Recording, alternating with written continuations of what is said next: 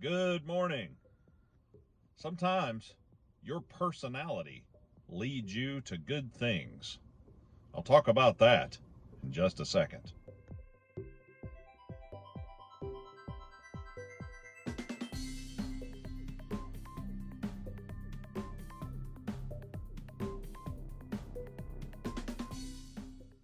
It was a summer day in Tennessee. Before I was born, my mom and my dad were young and newly married. My dad took my mom down to Mama Maud's pond. I believe this is how the story goes. Hopefully I have all the facts right. And as she was walking along the edge of the pond, he threw his fishing lure right against the bank, his supersonic. That's what he loved, his supersonic fishing lure.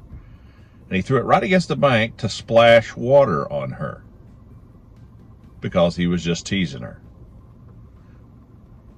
As he was chuckling and turned it about 3 times, he said, a largemouth bass slammed into it. And he had about what he described as a 30-minute fight on his hands to keep from losing the fish.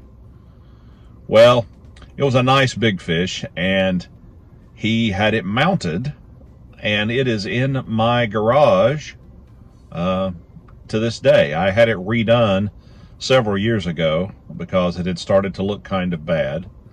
And so I have a mount that is the result of that day. It was his humorous and comical personality that caused that good result to happen. You know, what's your personality causing? What are the things that you're interested in, or the way you behave that can sometimes lead to good things? I have a lot of friends at church that, and friends in other areas of the world, that we harass and bother each other and fake insult each other all the time. But I love them like my brothers. And it's simply one of those things that is developed because of all of our personalities. And there's a comradeship there that's just unbelievable. And when good things happen, we all celebrate. And when bad things happen, we all pray and are sorry. And we try to stick there for each other. And it doesn't matter how far apart we are, it still works. It's because of our personalities. We've meshed over the years. Have you ever had a personality trait that maybe you're jolly by nature, or positive, or just a super optimist?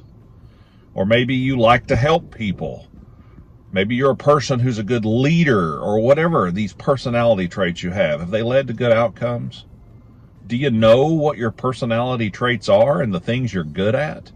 Do you know what your sweet spot is?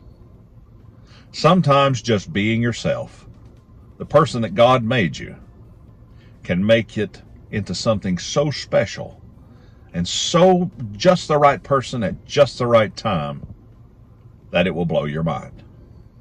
I like video games. I like all kinds of geek stuff.